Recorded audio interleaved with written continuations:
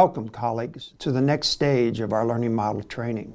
In our last training, you were introduced to some of the tools that can be used by teachers and students as we all become more intentional about applying the capabilities of the Springfield Public Schools learning model. You were also encouraged to begin using the innovation configuration and the reflective guides as you prepared and taught lessons. I've reviewed the innovation configuration myself, and I find it to be a helpful resource to engage all students in the ownership of their learning. Our learning goals today will focus on reflecting on your experiences with the learning model since you participated in Part 1 and to extend your understanding of the learning model. You may recall from the end of Part 1 that we mentioned two critical concepts: know thy impact and seeing learning through the eyes of the students. By the end of this session, you will have a better understanding of these components and how they can extend your understanding of the Springfield Public Schools learning model. Our learning goals for this session are: learn specific uses of the innovation configuration from colleagues, understand the concepts, know thy impact, and visible learning. Our success criteria for this session will be: share your learning from using the innovation configuration and/or reflective guide and hear from others who use them. Explain the purpose of effect size as it relates to knowing your impact. See learning through the eyes of students to describe which of the 4 processes you want to learn more about during your building collaborative time this year.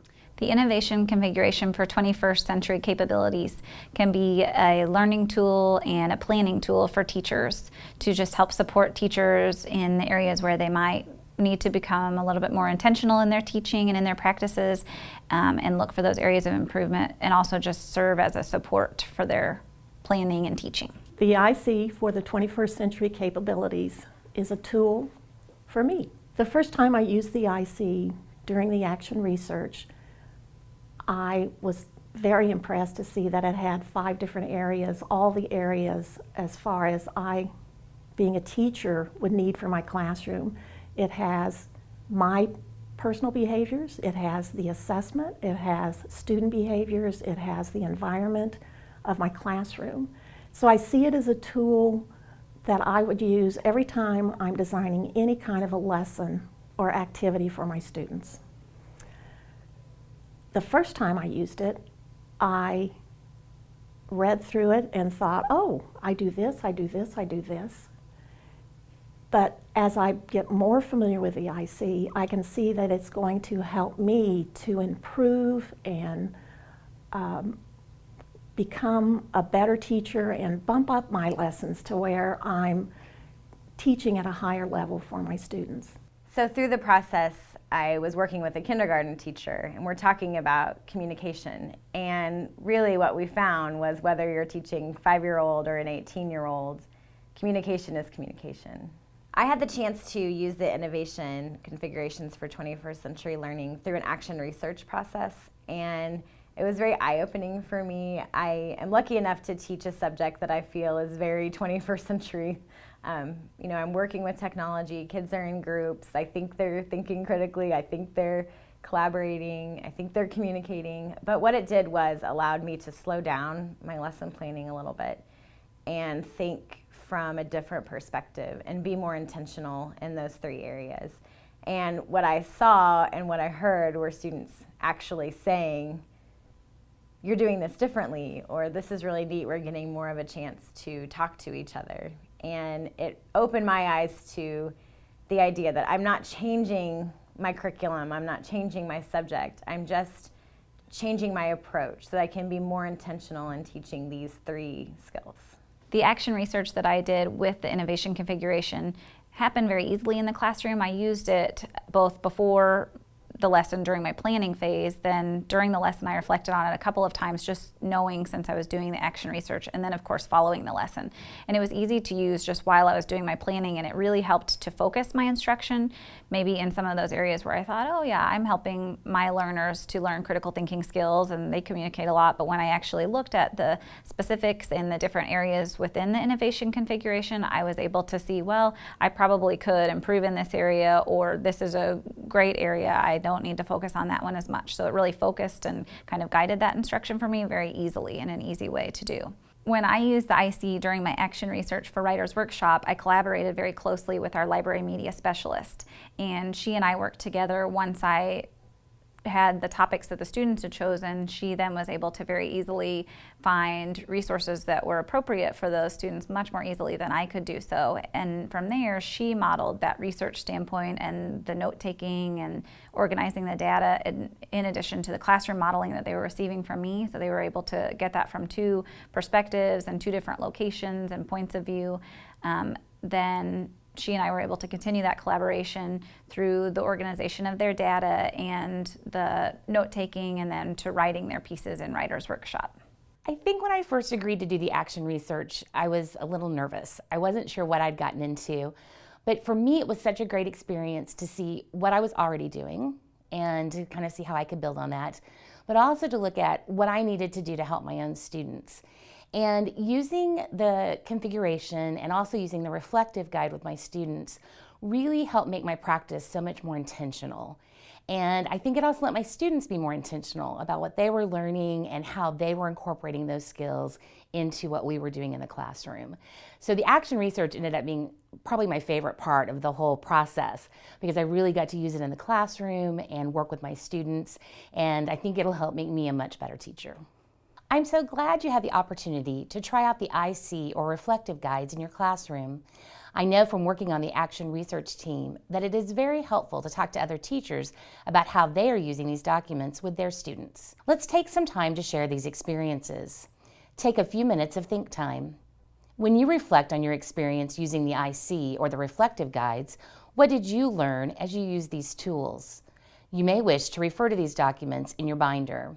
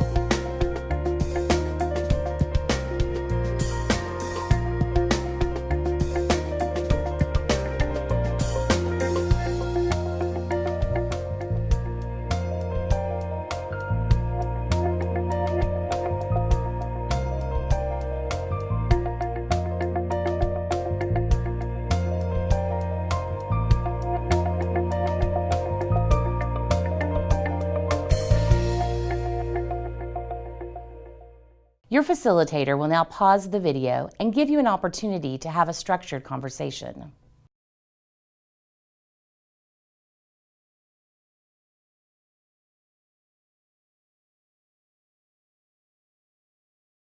The power of the reflective guide is that it helps you see learning through the eyes of students. John Hattie calls this visible teaching. According to Hattie, it is critical that the teaching and learning are visible in classrooms. There is no deep secret called teaching and learning. Teaching and learning are visible in the classrooms of successful teachers and students. Visible teaching requires much skill by both teacher and student. The teacher must know when learning is correct or incorrect, learn when to experiment, learn to monitor, seek, and give feedback, and know to try alternative learning strategies when others do not work. According to Hattie, what is most important is that teaching is visible to the student and that learning is visible to the teacher. The more the student becomes the teacher, and the more the teacher becomes the learner, then the more successful are the outcomes. It comes down to knowing your impact as a teacher. Hattie provides a metaphor that might be helpful as you think about knowing your impact. He tells the story of a boy named Elliot who was diagnosed with leukemia. He completed the 4-year regimen of chemotherapy, and now his system is taking over. The scripts that the doctor decided to follow have been successful, and the interventions have had major positive consequences. Throughout the treatment, the impact of the interventions were monitored, changed, and led to the critical decisions that now allow Elliot to play rugby, ride his bike, and be a peer mediator at school. He has been a part of a community of doctors, nurses, teachers, friends, and family. So many were involved. The impact of the dosage and treatment was constantly monitored to ensure that it was leading to the criteria of success. Decisions were made in light of the monitoring. Teams worked to understand the consequences of treatments, and evidence was the key to adaptive professional decision-making, all aiming to maximize the impact not only on the medical, but also on the social and family aspects. His whole family truly knew their impact. This metaphor helps us understand the impact we have in our classrooms and how the specific actions we take and the decisions we make impact students and their families. As you think about the decisions you make in your own classroom, how do you know your impact? Take a second to think and then make a list in the box provided in your training guide. How do you know your impact in the classroom?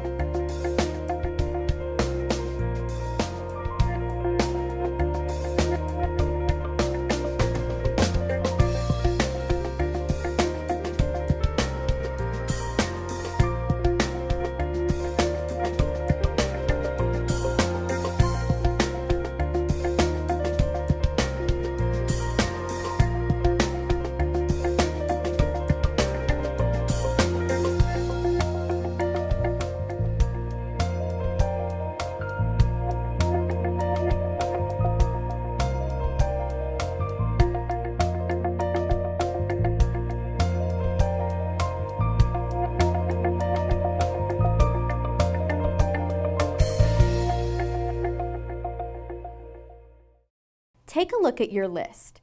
For each item you've listed, consider if the measure is just in time, meaning you're receiving the impact data while there is still time to do something about the learning, or if it's after the fact, meaning by the time your impact data gets back to you, it is too late for you to do much to help that student.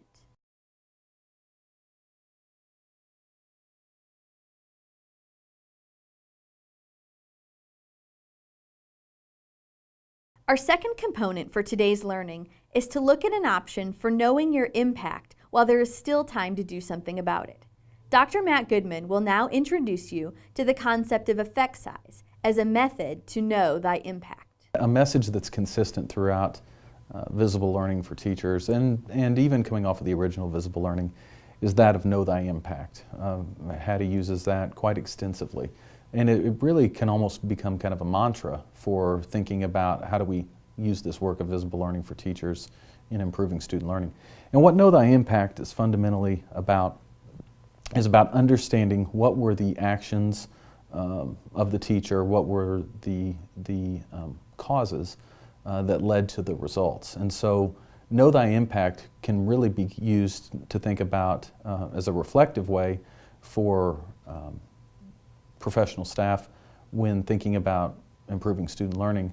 Do I understand, do I know what effect I'm having on student learning as a result of the behaviors, of the actions, of the structures, of the processes, of the interventions that I'm using?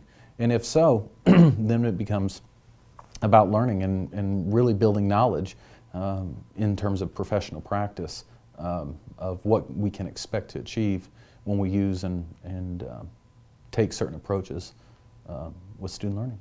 So research has shown that 90% of everything we do has a positive impact on student learning. So when we think about it in that way, the question then becomes what works best? And we know that there's a whole host of candidates. In part 2 of your binder, you'll find a list of 30 influential programs, structures, concepts that Hattie has identified from the effect size work. I'd like you to take a few minutes and look through those factors, and you'll see that on the left-hand side you have a listing of them. On the right-hand side you have a high, medium, and low. Would ask you to take about 3 minutes to review those. For example, the first strategy or concept on the sheet is ability grouping. We'd like you to think about ability grouping and consider its impact as either high, medium, or low, and then mark accordingly what you believe the impact of each concept to be.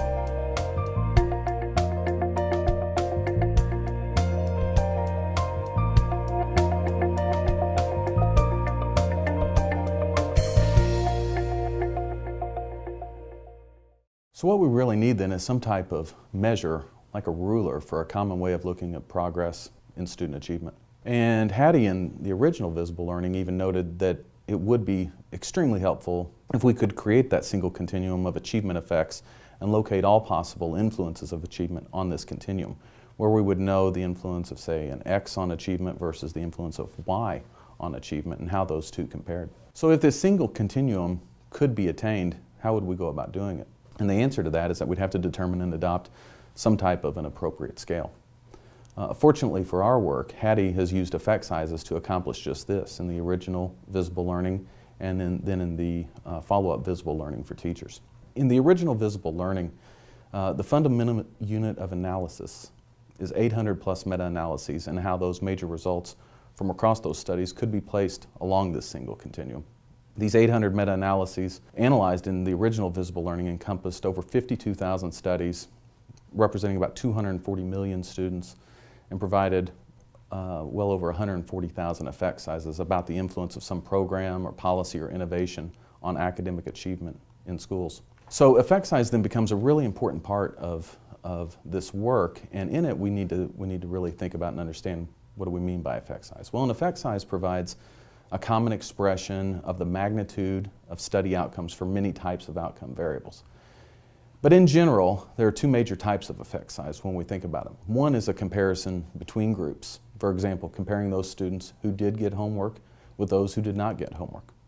So first, comparison between groups, or the second option is comparisons over time. And an example there might be looking at baseline results compared with the results 4 months later. So with effect size in that way, we really can think about it as we would think about standard deviations in a normal distribution, and where an effect size would be equal to a standard deviation in that normal distribution. So as the graph demonstrates here, we can see the standard deviations shown in green at the bottom of the curve. And we can see kind of the statistics 101 where the vertical lines represent the standard deviations out there. So in this example, if we have the standard deviations marked, we can see we'll also have a star given to us. When we think about effect size is often noted as D. And so in this example, an effect size of a D of 1 indicates an increase in one standard deviation on the outcome. So moving the outcome is improving student achievement from the midpoint of the normal distribution marked as 0 to +1. A 1 standard deviation increase is typically associated with advancing children's achievement by 2 to 3 years, improving the rate of learning by 50%. And as Hattie looked at the distribution of effect sizes across his work, he found that the preponderance of evidence actually also fell much like a bell curve, where we have some that are extremely high effects, some that are extremely low, a good portion falling in the middle of the distribution. And so recall earlier, and with the previous activity, where we said that 90% of everything we do has a positive impact on student learning. And if that's the case, then the question is, what works best? So when we think about this distribution of effects, we have this idea of a 0 effect all the way up to the highest effects, and effects can also go negative. So really anything at that 0 effect is considered positive. So in the original visible learning, as Hattie laid this effect size findings out across these programs, policies, interventions, innovations, he really identified 6 implications that were critical to understanding this concept of effect size. First was that the effects follow a normal distribution, that we have some strategies and programs with high effects, some with low effects, some with moderate, medium, small, large. Secondly was that almost everything works. That's where this connection to 90% of everything we do having a positive impact comes in. So it pretty much all works. The third implication he laid out for us was that setting the bar at 0 is absurd, in that if everything is shown to positively impact it, we need something more than just 0 to point towards. And what Hattie's work pointed out for us is that setting the bar at a D or an effect of 0.40 was about the standard. He benchmarked this 0.40 in a couple of different ways. One is he looked at findings across large-scale assessments such as NAEP, PISA, the TIMS, and found that across these large-scale assessments that an average effect of about 0.40 was present. And then secondly, when he looked at the distribution of effects that he had found across his work, 0.4 also appeared to be the average effect across those. So if we think about that normal distribution and what the midpoint falls in there from an effect size, it's at around a 0.4. Another implication coming off of this effect size work is that innovations are more than just teaching. So teaching can get us certain positive effects, no doubt, but when we think about innovations, we need to think about things that are doing more than just what is the average effect.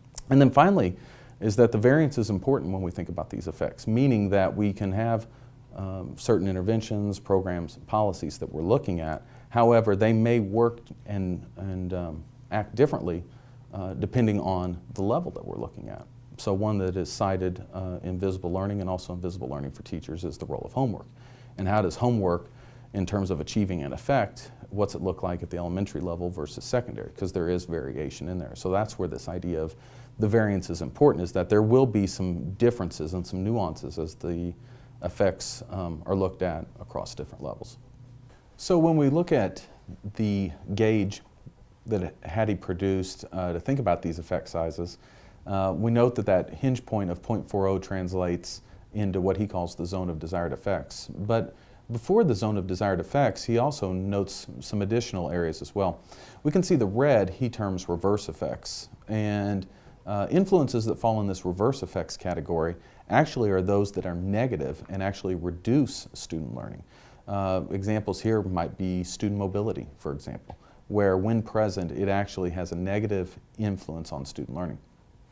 After the reverse effects, we see an area he terms the developmental effects. And in this area, we see those influences where learning just would naturally be expected to occur. And so areas in this range are really equivalent to just learning that would occur absent any instruction or school level intervention. After developmental effects, we see the teacher effects, where this can be associated with the general amount of influence that students are to receive, or that happens as a function of going to school, kind of the day in, day outs, the average amount seen, which then takes us to the zone of desired effects above a 0.40. And this is that area that Hattie points to, saying that we need to look for the interventions to move beyond what is to be expected around that 0.4 barometer hinge point. So this original visible learning then told the story of these factors that led to effects greater than the hinge point of 0.40. And it really exhaustively went through all of the different factors and laid each of those out and kind of told the story for each of those.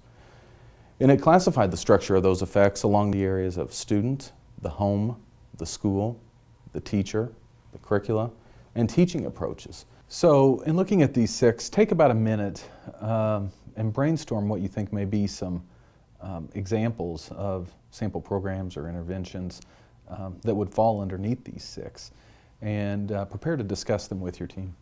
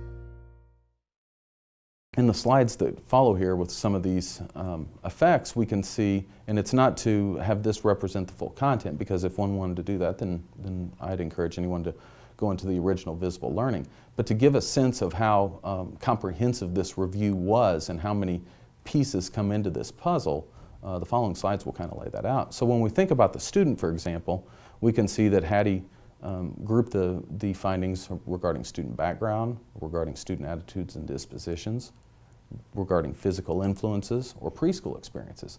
And so the way we think about interpreting these slides and these findings here is, when we think about student background, we can see prior achievement is noted.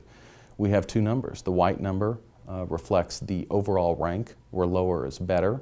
So prior achievement ranks 14th out of all the effects noted in the original visible learning, with an effect of 0.67.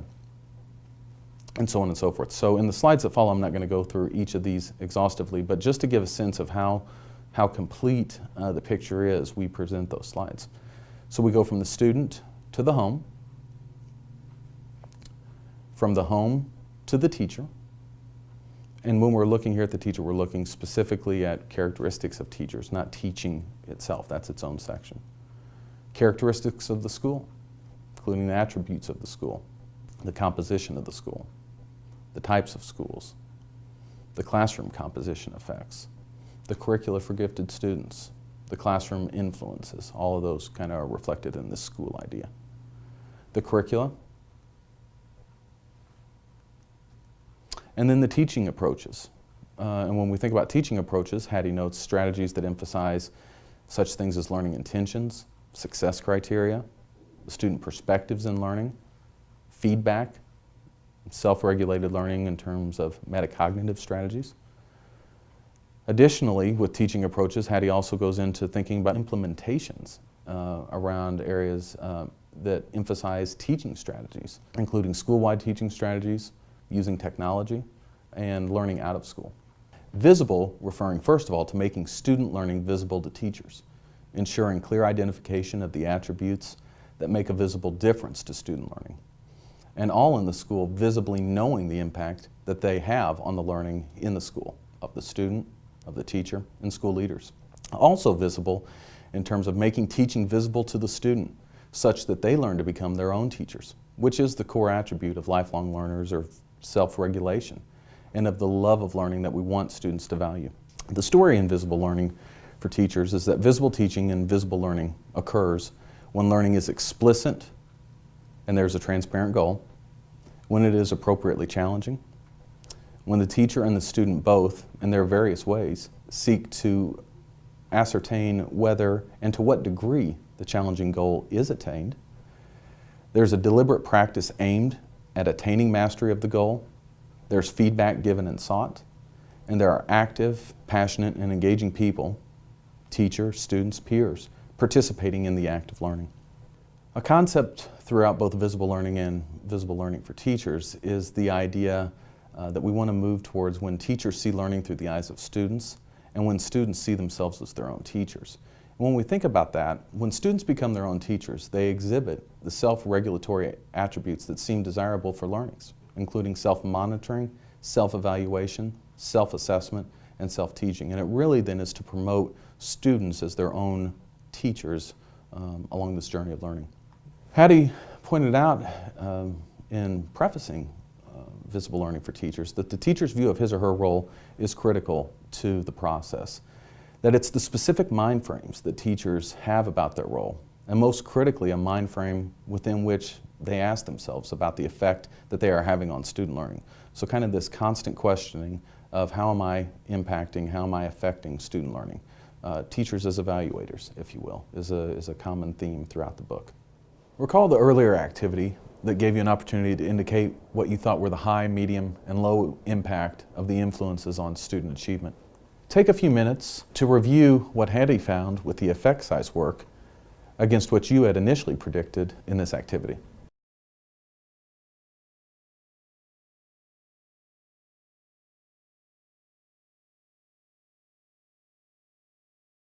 Based on what's shown here regarding these high, medium, and low effects from the visible learning work, with a partner, take 2 minutes where each of you share what confirmed your thinking and what surprised you based upon this work.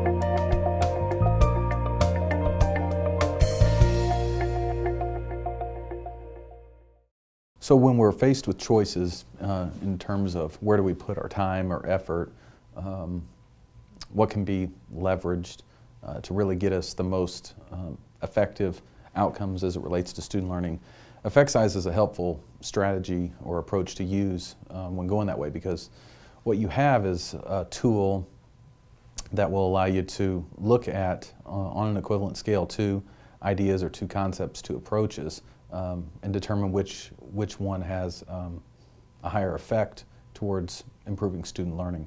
So if you were forced with the decision saying, well, I'm not sure where to put my time between these two ideas, one strategy would be to look at the effect size work and understand which one has been shown through the research to have the larger effect. Well, the fact that the research showed that 90% of things that we do matters really kind of points and leads to that. And it really becomes a function of time. Given that there's so much out there and so much has been shown to work, it really becomes kind of a matter of prioritization or classification even, to understanding that I have all of this challenge in front of me. I have so many opportunities of areas I could go. Where's the best bet as to where time should be spent, or in what ways should time be spent, or what activities should I be doing, what structures work, how do programs or interventions work. And so the effect size work helps to kind of lay that out. And when we think about that idea of a ruler, of saying, okay, here's how much we get out of this intervention versus how much we get out of this program, as a way to really kind of understand comparatively what matters and in what ways. So when we think about making learning visible, we can really think about it from two fronts. We can think about it from the teacher side and from the student side. When learning's visible to the teachers see what students can do. Teachers have a sense of what students know and how they know it, and even maybe more importantly, why they know it, which comes about through understanding the effect of the choices they make in terms of engaging the students with the learning. Visible's learning to the student when the student understands their role in the process. They understand what the expectations are, why the teachers have structured the learning in the way they have, what success will look like, how they'll know they're successful.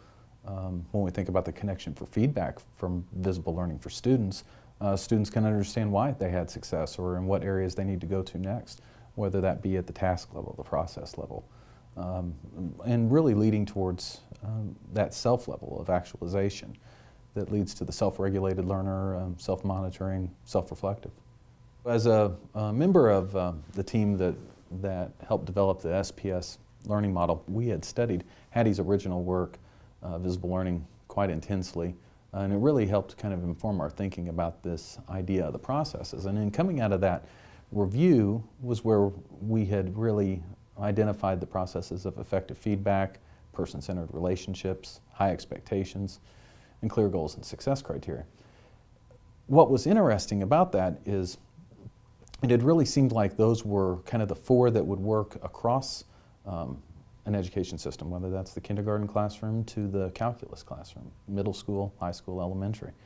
And what was interesting in visible learning for teachers, we see many of those same themes of the importance of those four processes that had been identified for Springfield Public Schools to become experts in, to really leverage as we move students forward for learning in the 21st century around critical thinking, communication, and collaboration.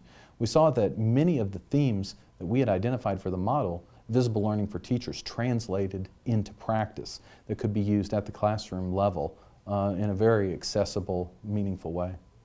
Hattie says, there is no recipe, no professional development set of worksheets, no new teaching method, and no Band-Aid remedy. It is a way of thinking.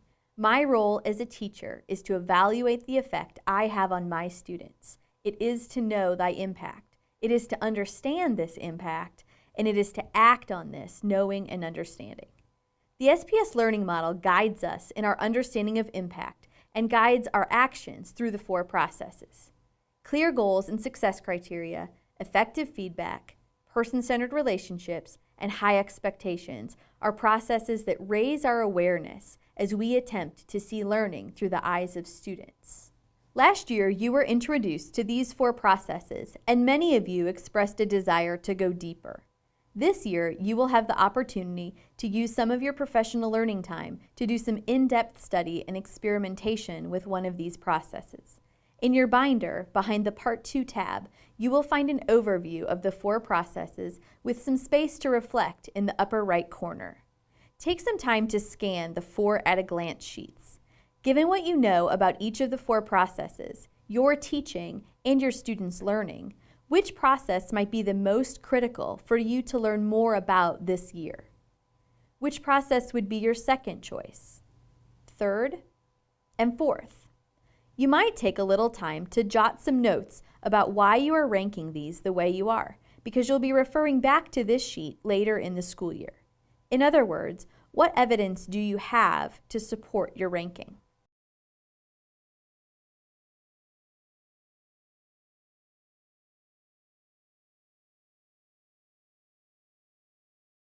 Thanks to grant funding and donations, every teacher and educational leader in Springfield Public Schools will receive a copy of Dr. John Hattie's new book entitled Visible Learning for Teachers.